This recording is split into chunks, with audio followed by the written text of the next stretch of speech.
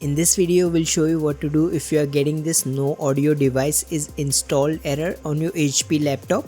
So to fix this, first right click on the start icon and then select device manager from the list.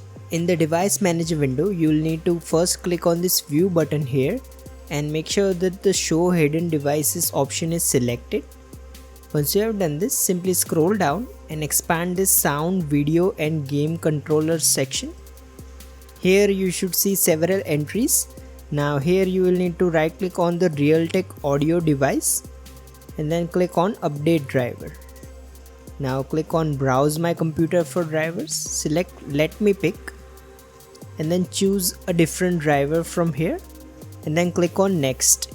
If you see another entry named NVIDIA high definition, make sure to repeat these steps for that entry as well. If this doesn't work, your next option is to right click on the Realtek audio driver, select uninstall device, tick this particular checkbox and select uninstall again.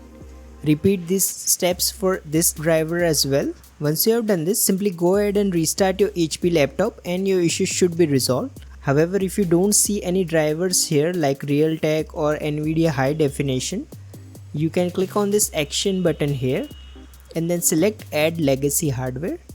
Here click on next.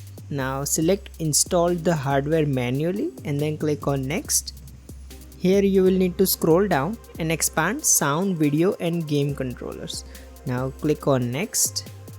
Here you will need to scroll down and then select Realtek and then select a different version from here and then click on next. Once you have done this, simply go ahead and restart your laptop one more time and see if the issue is resolved.